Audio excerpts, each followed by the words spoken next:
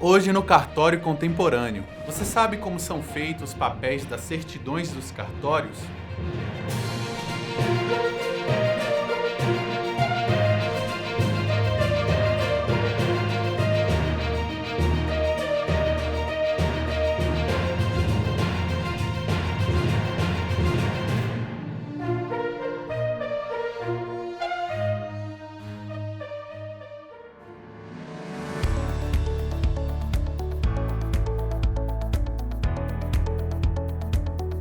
Nome e sobrenome são algo muito importante na vida de uma pessoa. Eles são exemplos do que chamamos no ordenamento jurídico de direito da personalidade, justamente porque representam uma expressão própria da pessoa que, além de manifestar a identidade pessoal, também individualiza a pessoa dentro da sociedade. Por essa razão, o nome é regido pela regra da imutabilidade, ou seja, deve se manter inalterado para garantir segurança às relações jurídicas. Assim, em regra, o nome é definitivo e imutável.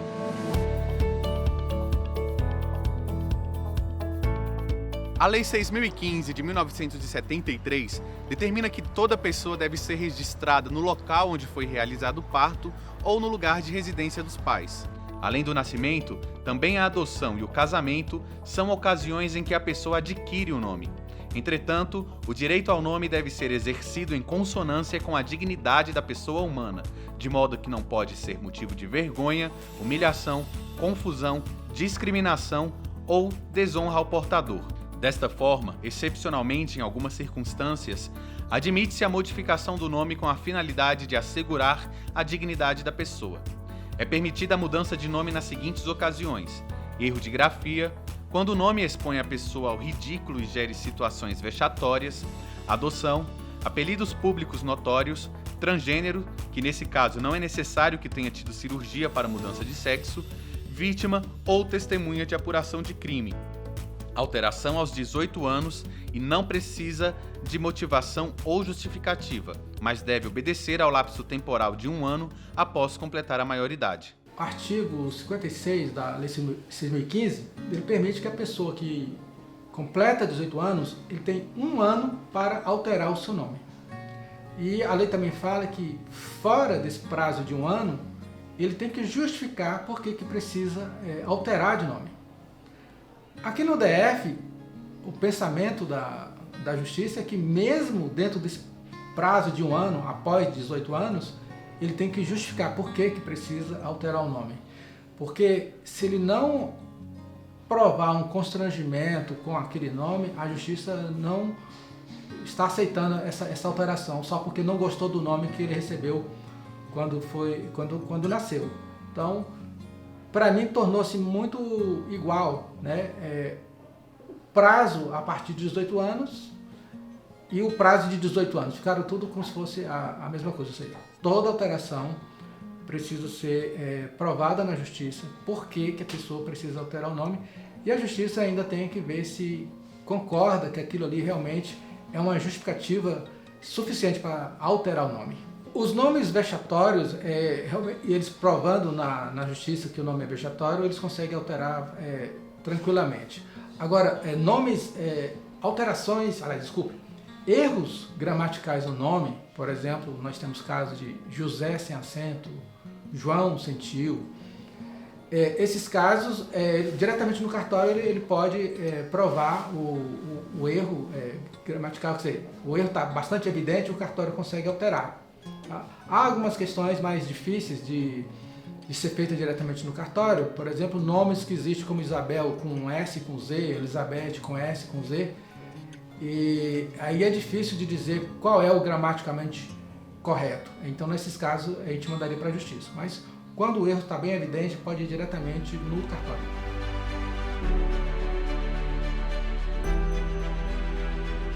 Os cartórios são obrigados por lei a mudarem nome e gênero do registro civil de pessoas trans, caso elas queiram.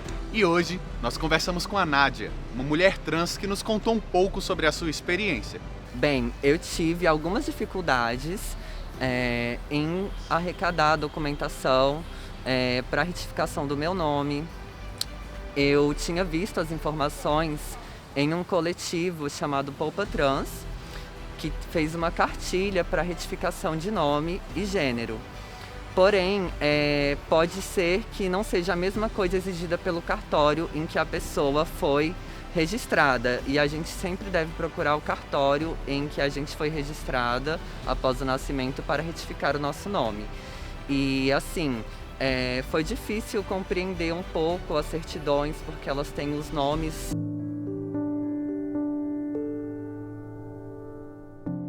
Retificar o nome tem um significado muito importante em nossa vida. Inclusive, eu utilizo o meu nome há anos, e é um nome muito simbólico para mim, que eu escolhi, Nádia Owen. Owen simboliza o útero da criação, e é muito sagrado e faz parte da minha identidade, do meu ser. O nosso nome representa o nosso ser, o nosso espírito, a nossa alma, e é completamente ligado à dignidade da pessoa.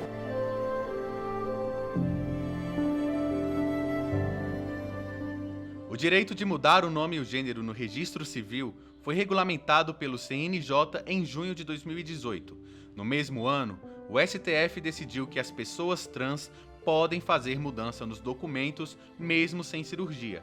Basta ir no cartório e mudar o nome. Segundo o provimento 73 do CNJ, a mudança pode ser pedida por pessoas trans que sejam maiores de 18 anos, menores de idade só com anuência dos responsáveis, e podem ser alterados o gênero, prenome e agnome. O requerente deve apresentar uma série de documentos como carteira de identidade, título de eleitor, certidões civil, de protestos e criminal. Em 2019 foi um grande avanço a comunidade trans ter esse direito, né, de retificação de prenome e gênero. Mas assim, com certeza, demorou bastante, né?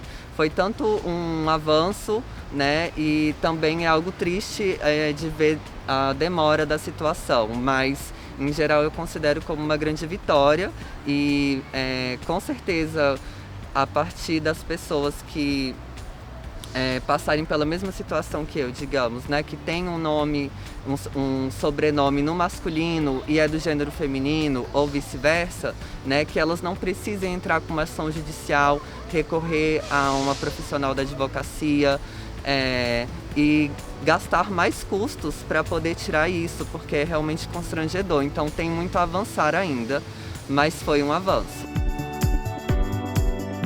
As pessoas trans que queiram alterar tanto o seu gênero quanto o seu prenome, eles podem fazer isso. É um procedimento relativamente simples, ele só precisa apresentar algumas certidões cíveis, criminais, se for homem, de dispensa do serviço militar, essas coisas.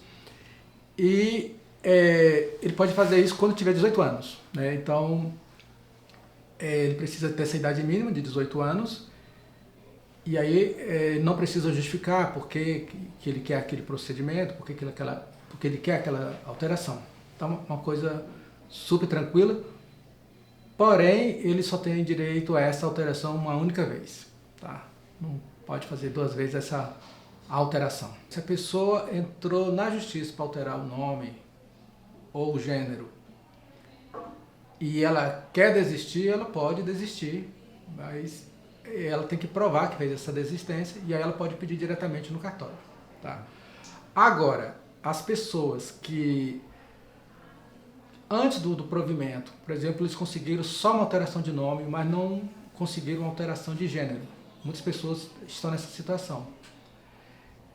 E o cartório já averbou a alteração de nome, porém o gênero continua contrário ao que ela queria. Ela pode fazer essa alteração de gênero, e aí não é considerada uma segunda alteração, né? É como se fosse um complemento ainda da primeira. No cartório do Segundo Ofício de Brasília são realizados tanto os registros civis, como nascimento, óbito, quanto nós realizamos casamentos civis. No momento do casamento civil, as pessoas precisam ser identificadas pelo seu prenome e o nome. E o nome é aquele identificador da família, da origem da família. E o prenome é como a pessoa se identifica socialmente.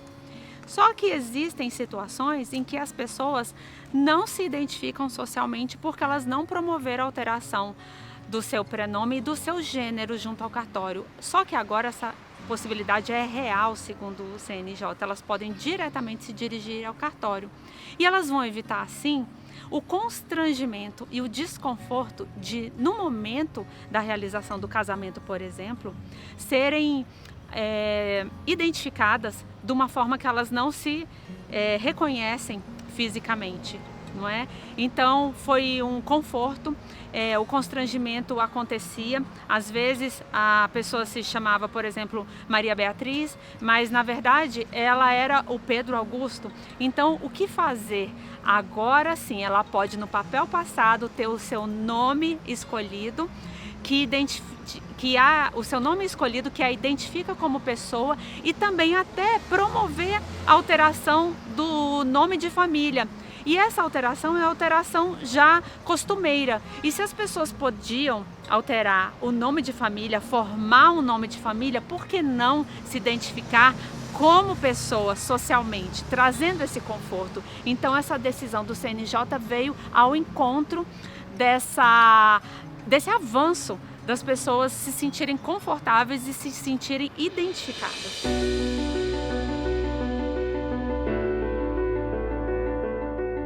Eu deixo de ir em consultas médicas, eu só ia, né, em casos urgentes por vergonha do meu nome. A gente deixa de fazer muita coisa, sabe? Então, isso muda completamente a vida da pessoa e garante para ela muitos direitos humanos, né, e muito conforto social, porque é um grande desconforto você estar apresentando a sua documentação sem o seu nome que te representa realmente, né, o nome que a gente utiliza. Eu tranquei a minha graduação no último semestre, aguardando essa retificação para o meu certificado sair no nome que realmente me representa, e estou nesse processo e dignifica completamente a gente.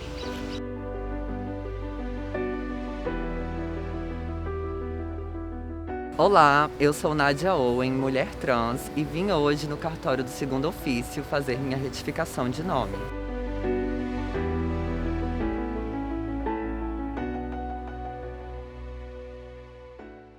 Se você tiver alguma dúvida sobre as atividades dos cartórios, mande-nos sua pergunta para o e-mail tvcartórios@cnr.org.br. Talvez sua pergunta apareça aqui no programa.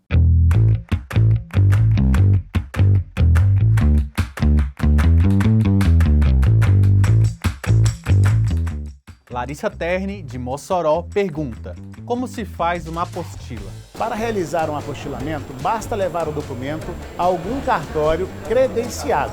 Lá, nós faremos a triagem do documento e procederemos com o devido apostilamento, que nada mais é que a legalização de um documento público brasileiro para que produza efeitos no exterior.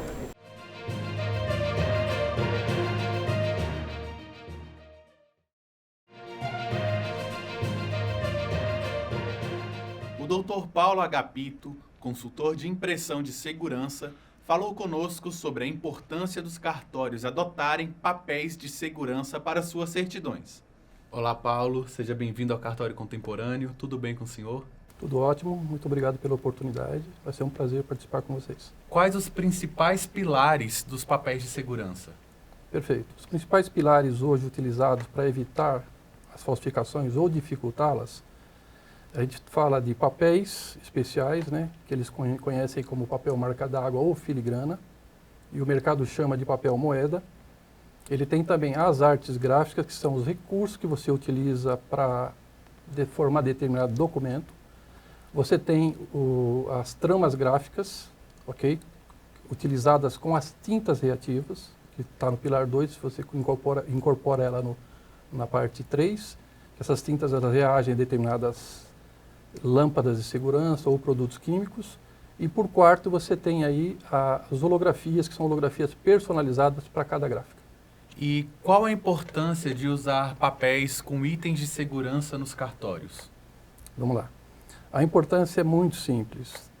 Quem gosta de ser lesado num documento?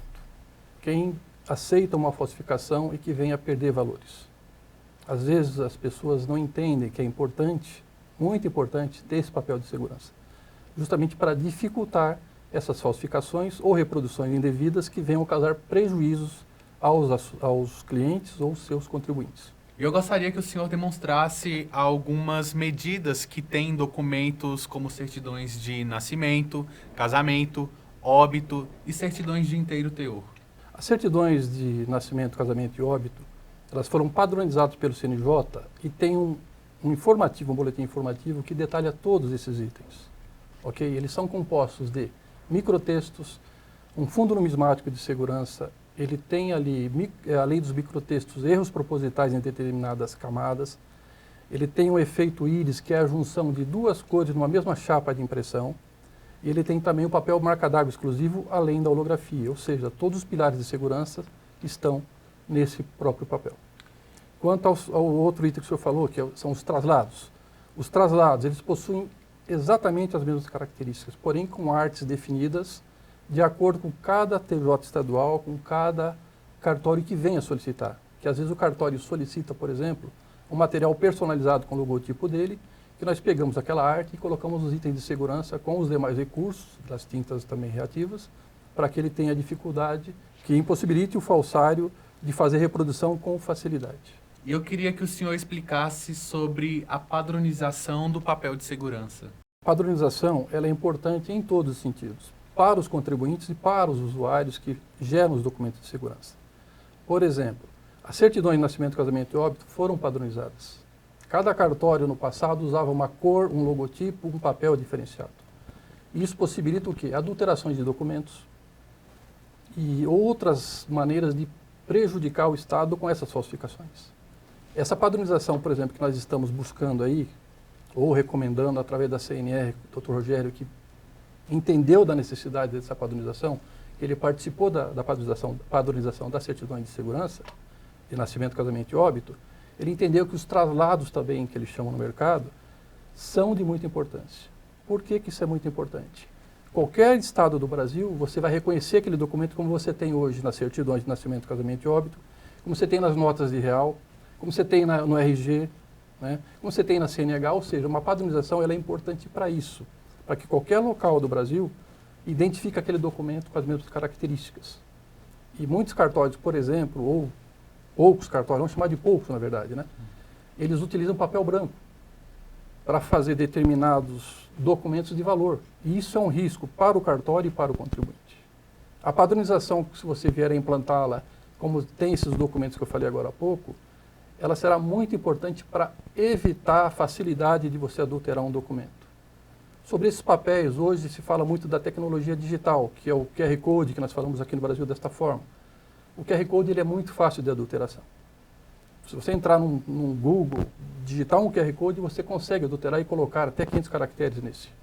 Mesmo que eles falem de um QR Code criptografado, para dificultar o falsário, ele é uma impressão feita numa impressora laser. E todo mundo tem acesso a uma impressora de pequeno porte para redigitalizar um QR Code e reproduzi-lo. Os criminosos conseguem copiar algumas dessas medidas de segurança? Os criminosos, na verdade, eles chegam próximo dessas reproduções indevidas. Por que eles chegam próximos? Sempre você tem os pilares principais, um deles é o papel, que ele não tem esse acesso. A arte gráfica, ele consegue essa evolução. Ele tem scanner de alta resolução, ele consegue adulterar com uma impressora de offset, chegar próximo a isso. Mas quando você tem esses problemas de adulterações, você leva para quem fez esse documento, para um perito da Polícia Federal, por exemplo, ele identifica todos os itens que foram falsificados. Qual que é o papel nosso dessas empresas de segurança, dessas gráficas de segurança? Dificultar essas reproduções indevidas. E quais dicas o senhor passa para evitar ou impedir fraudes e golpes? Que o cartório ou o usuário desse papel de segurança entendam que é mais seguro para ele, para o cliente dele, para o contribuinte, usar os papéis com itens de segurança. Você vai fechar uma facilidade que o falsário tem de entrar e fazer um golpe e depois o próprio cartório ou o usuário disso terá o seu nome comprometido, terá de se defender de forma criminal do que está acontecendo para provar que não é dele o papel e também, o pior de tudo, quem foi lesado na operação. Paulo, o cartório é uma instituição que traz segurança e certeza de eficiência para a população em geral. Como os cartórios auxiliam para aumentar a segurança jurídica? Os cartórios, eles são muito importantes para o processo que envolve documentos de valor. Tanto é que eles estão aí em primeiro lugar das pesquisas de satisfação no Brasil. Eles têm lá profissionais qualificados, treinados e preparados para identificar esses documentos de segurança. Então é muito importante o quê? Acreditar que o cartório, quando ele dá uma validação de determinado documento, ou que ele fornece esse documento, é um documento verdadeiro.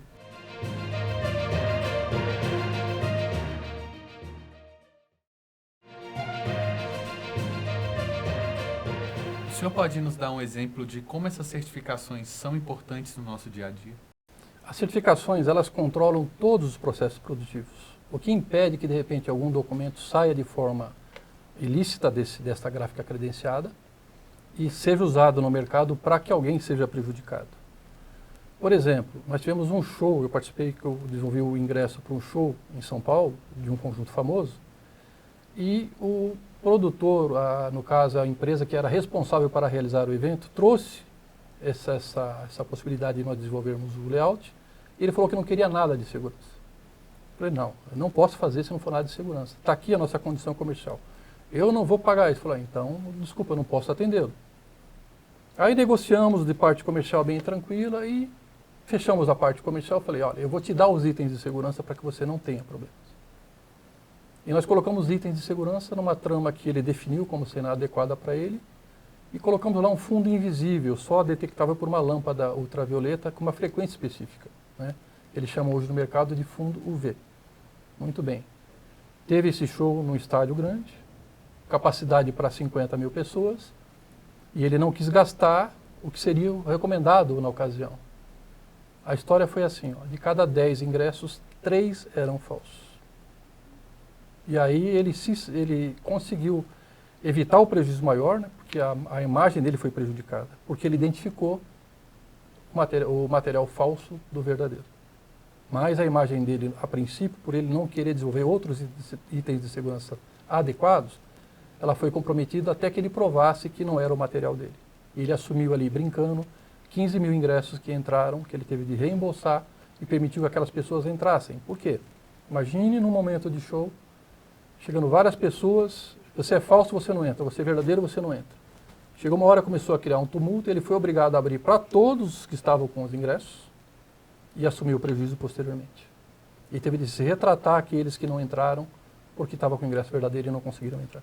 Uma situação interessante para o mundo de hoje, né? Eu fui convocado, entre aspas, né? Eu fui chamado a uma ligação telefônica por um perito da Polícia Federal, já em 2 ocasiões, um de Mato Grosso e outro de Minas Gerais.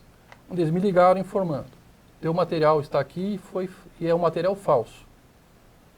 Eu, pela minha experiência de mercado e de produto, falei, olha, não dá para o senhor falar que o produto é meu. Eu preciso ter esse material físico para analisar esses itens de segurança, esse papel, seu papel específico nosso, se essa trama gráfica é a minha, para dizer para o senhor se está falso ou verdadeiro, ou se alguém, de repente, pegou um outro documento e procurou fraudar alguém no processo. Por quê? Quando você tem a padronização, tudo fica mais fácil. Mas, às vezes, na ponta, faltam aos clientes, aos funcionários que trabalham com essas informações, identificarem esses itens. E o que é importante aí nesse processo?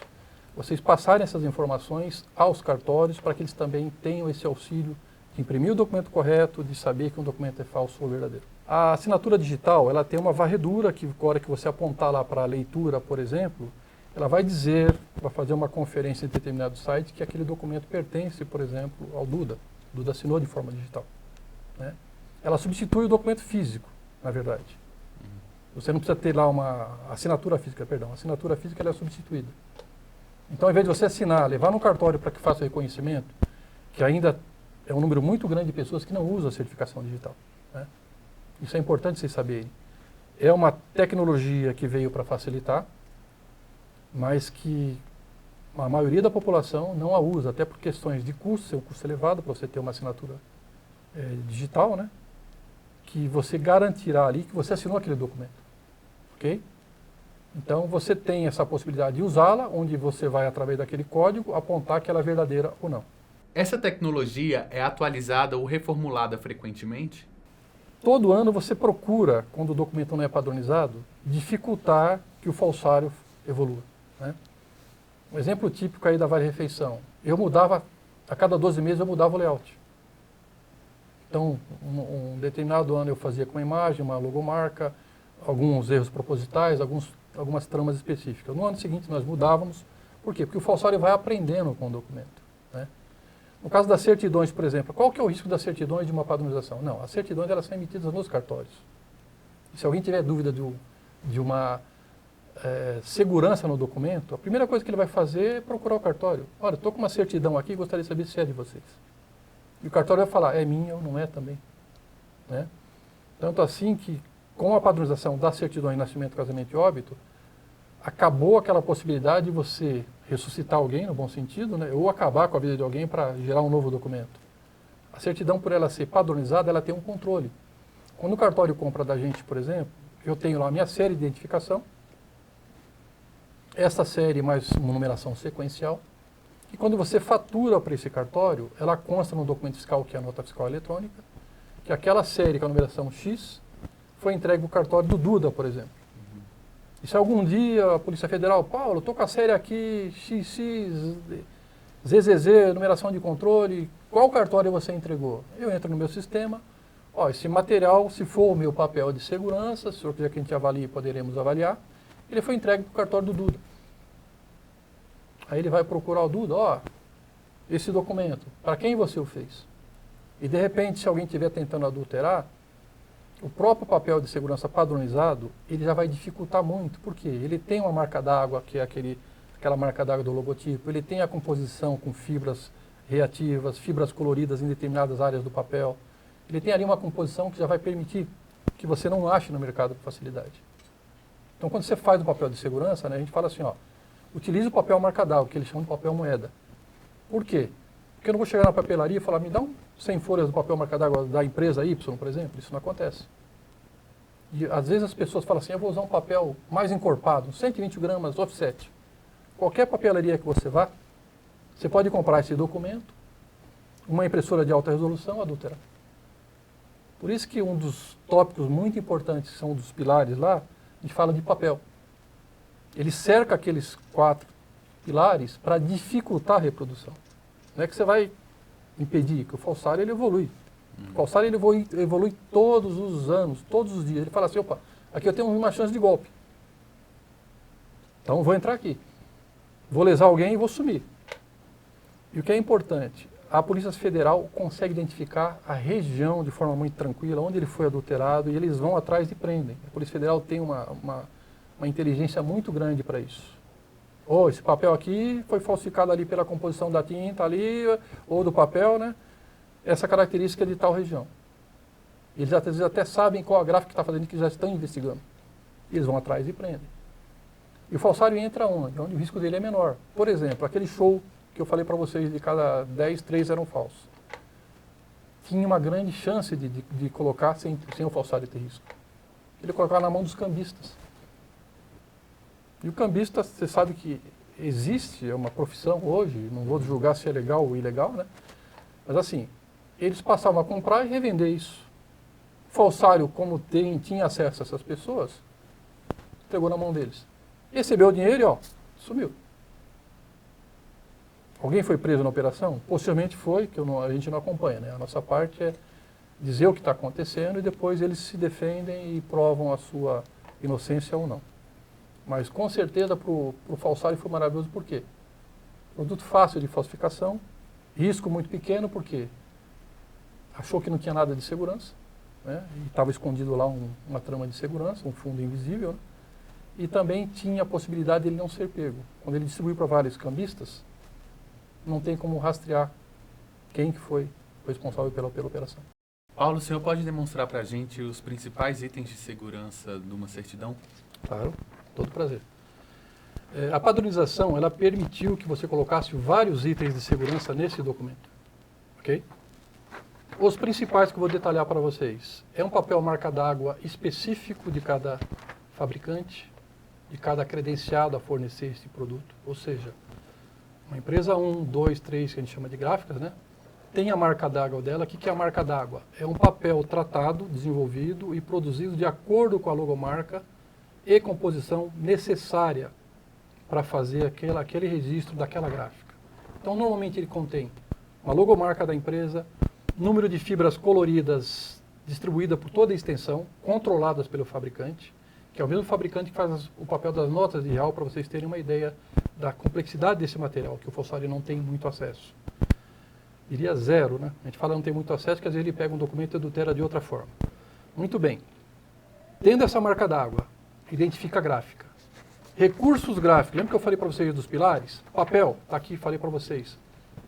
Recursos gráficos é a trama desenvolvida, que ele tem microtextos em sua extensão. Se você pegar esse traço azulado aqui, azul, que faz um quadrado, um retângulo no material, ele tem aqui um texto escrito: nascimento, casamento e óbito. Sobre a trama numismática, é um fundo trabalhado com recursos gráficos específicos, com softwares específicos para isso, que você desenvolve uma arte personalizada, com determinada angulação para formar esse desenho, que ele não sai no scanner ou numa reimpressão, por exemplo, uma inkjet ou uma outra impressora que o falsário venha querer usar, né? Então falamos de outro pilar, que seria as artes gráficas. Outra situação, essa tinta é uma tinta multireativa. Ela tem aqui um fundo invisível, ultravioleta, que se você colocar uma lâmpada ultravioleta, que nós chamamos para a identificação desses documentos, nos quais tem as notas de real, temos o RG, temos a CNH. Se você colocar aqui sobre esse documento, estará escrito em vermelho autêntico / original. Perfeito? Você não o vê a olho nu. Colocou esta lâmpada com determinada frequência de radiação de luz, ela vai reagir àquela tinta. Temos também a holografia, que é outro pilar. A holografia, ela é uma holografia para cada um que está autorizado, que tem a logomarca dele em 3D, com nanotextos, microtextos que identificam que aquela holografia é daquela empresa. Essa holografia não está no mercado, está só para aquela empresa. Outra situação de uma tinta multireativa, voltando aqui a outros pilares. Se você tentar adulterar alguma coisa desse documento, se você passar aqui, por exemplo, o hipoclorito, que o pessoal chama de cândida, quero alterar o nome aqui do Paulo, por exemplo. Na hora que ele tentar adulterar esse nome, tem uma tinta invisível que vai aparecer nulo, nulo, nulo. Ele já danificou o documento. Ele não consegue reproduzir de forma que ele precisa para dar um golpe a alguém ou para adulterar alguma coisa. Outra situação interessante aqui para vocês, né? Que todo esse papel ele é controlado por uma série. Cada gráfica tem uma série que identifica que foi produzido nela, mais a numeração de controle. Se um cartório comprar de uma empresa A, B ou C, por exemplo, essa empresa ela tem o controle pela série e a numeração de controle de cada lote entregue para esse cartório é mencionada na nota fiscal, que é um documento fiscal legal para todas as operações, e ele identifica que aquela série XY, por exemplo, mais a numeração sequencial, foi entregue para o cartório 1, naquela data, através daquela nota. Então, se acontecer de repente, causar uma dúvida se foi emitido naquele cartório, essas gráficas homologadas têm esse controle para quem entregaram cada folha. Ok? Outra situação que eu acho que é interessante, a certificação FSC no verso, ela tem aqui. A FSC, ela controla todos os processos da matéria-prima. Eu compro de uma empresa credenciada, que tem os controles específicos, utilizo a matéria-prima, por exemplo, usei 95% para fazer o papel, 5% foi desperdiçado entre acerto de máquina, desperdício que você acaba causando no processo produtivo. Fragmenta-se, devolve para a empresa fragmentado, né, triturado, para que não seja reaproveitado no mercado, volta para quem forneceu o papel. Então, ou seja, o FSC ele ajuda a controlar também este processo. Outra situação é que também existe nessa trama gráfica aqui algumas falhas técnicas, que as gráficas, somente elas, sabem onde elas estão. Isso não pode ser detalhado, porque se houver alguma falsificação no mercado, a gráfica identificará, não, realmente esta é minha arte, porque ela tem essa falha técnica. Ou não, alguém reproduziu de alguma forma muito parecida na arte gráfica, mas o papel não é meu. A gráfica também já se defende em um dos pilares. Ele desenvolveu a arte, o falsário fez, já não é igual porque tem a falha técnica que ele não vai conseguir localizar. E além disso ele faz a defesa que o papel não é dele, a holografia não é dele e a série também pode não ser a dele. que às vezes o falsário não tem noção. Que, por exemplo, a série XY foi entregue para um cartório, onde ele deu aquele golpe. De repente, o cartório está comprando de uma outra empresa, que é a série PZ, por exemplo. Então, você também identifica a gráfica através dessa situação. Uma coisa importante que eu preciso falar. Este papel, por ele ser um papel específico de segurança, ele também tem uma camada de proteção que se chama Laser Guard. Essa camada ela é própria para receber a impressão laser e inkjet. Se alguém tentar adulterar esses documentos, esses textos impressos, esses valores impressos, esse papel ele reage. Ele acaba borrando o material de tal maneira que ele não pode reutilizar para outra situação, porque o papel ele é tratado para facilitar a impressão e evitar a remoção. Muitas vezes, no cartório contemporâneo, pode aparecer algumas expressões que você não está acostumada. Por isso, venho aqui explicar alguns termos recorrentes no programa.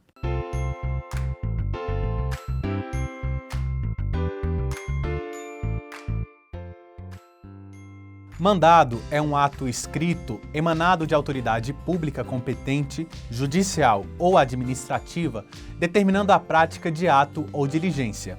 Trata-se de uma ordem emitida por um juiz que deve ser cumprida.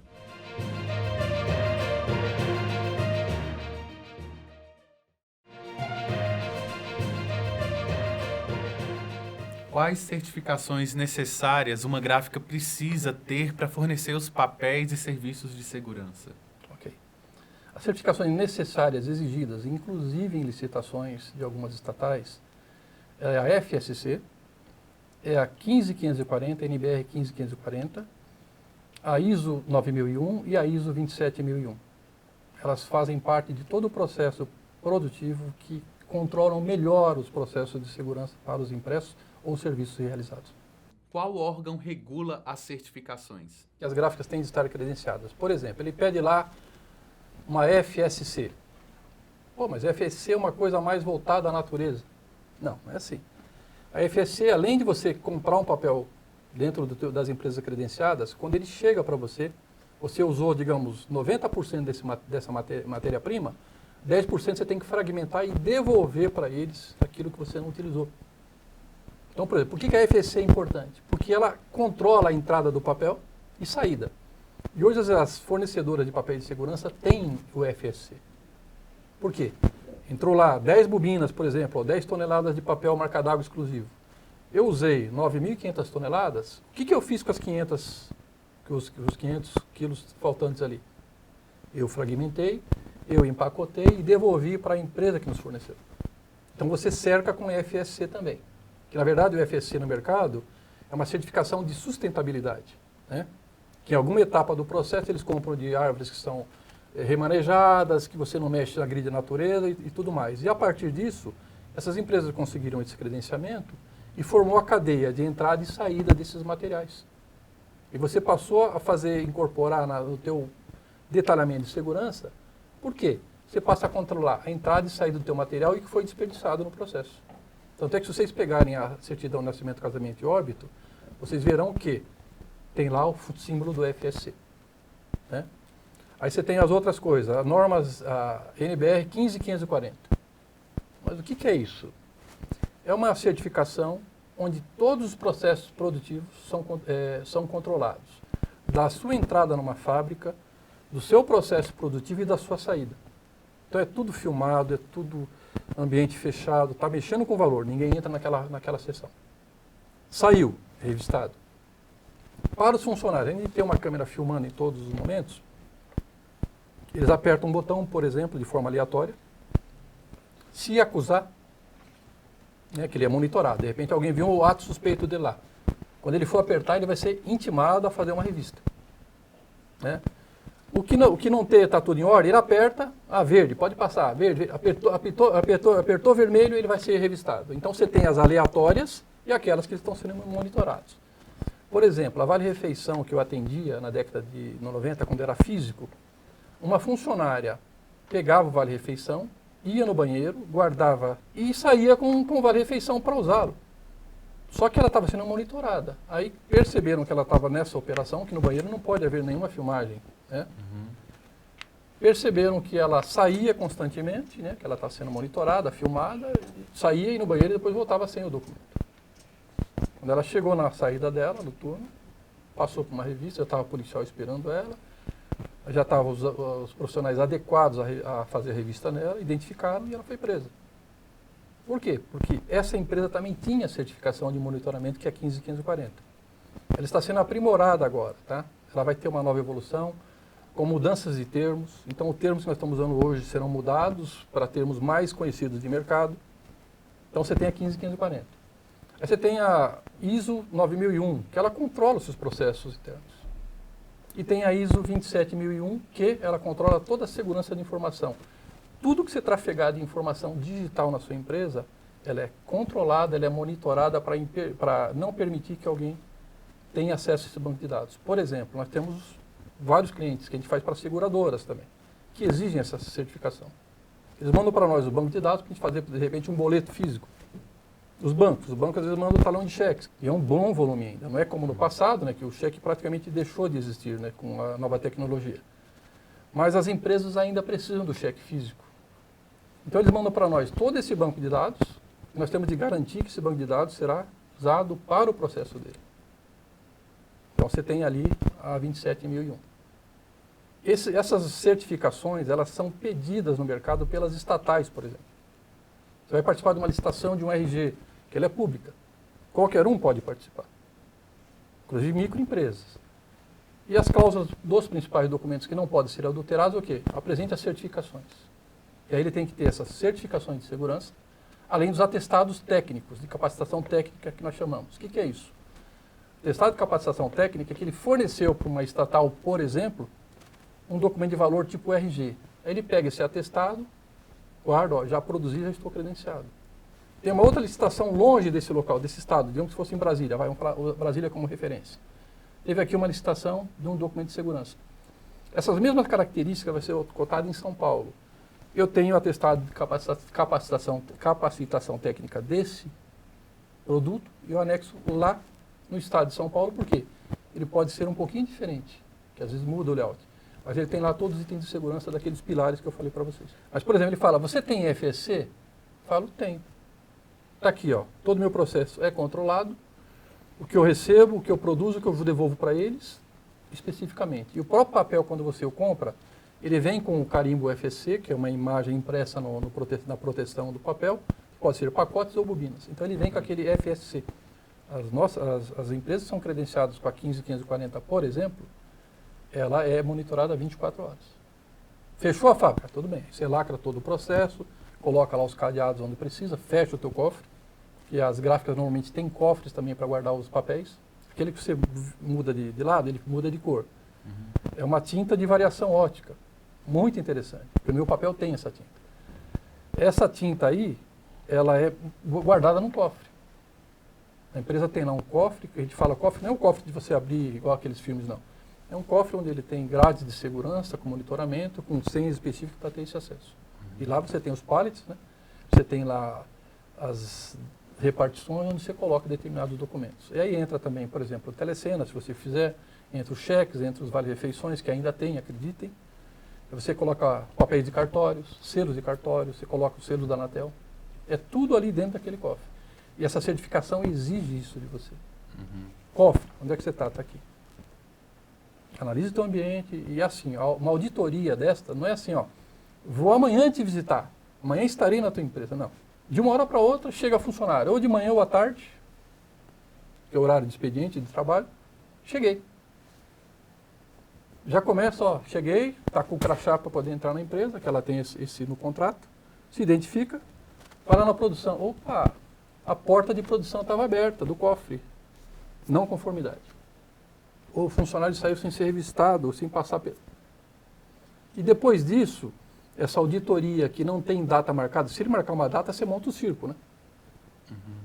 Vai receber aqui, ó, vamos receber o cara. Não, então o guarda fica ali de prontidão, todo mundo vai ser revistado, todo mundo lá de crachá bonitinho. Não. A auditoria que essas normas estabelecem é assim, ó, auditoria surpresas. E isso é feito no contrato que você tem com as empresas. Então é bem tranquilo. Quem é certificado da 15540 está aberto a, quando pegar um contrato, a qualquer momento mandar um representante para ver como está o parque dele. Você não tem que mudar o procedimento porque é um presidente. Ele entrou no teu ambiente de segurança, a certificação exige que você tome os cuidados. Um exemplo típico. Um presidente de uma empresa que eu trabalhei fazia os passes de vale transporte, né? Ele chegou na produção, pegou um talãozinho de um selinho lá, um vale-refeição, colocou atrás da gravata. Escondeu atrás da gravata. Chegou na saída. Cheguei. Oh, pode passar, presidente. Não revistou o cara. Ele saiu, foi no RH, demite o segurança. Não é porque ele foi maldoso, não. O segurança foi demitido porque não fez revista nele. Porque as normas estabelecem que você não deve fazer uma vistoria por gênero ou por qualquer tipo de ação. Ela é aleatória, pode ser o presidente, pode ser o auditor, pode ser o funcionário que está tirando, de repente, entregando um café para as pessoas. Essas certificações exigem isso. E quando você entrar numa empresa de segurança, possivelmente você será revistado na saída e é normal. Você vai assinar um termo que você está ciente do que você está fazendo. Estou entrando, permito isso, não posso fazer isso, não posso fazer aquilo, e estou sujeito às medidas de segurança da empresa. Então você tem esse detalhamento, que é a 15540. Como o senhor avalia a iniciativa da CNR em criar o programa Cartório Contemporâneo? Eu achei muito interessante, eu acompanho regularmente, né? E é uma maneira de você passar as informações que às vezes não chegam aos cartórios.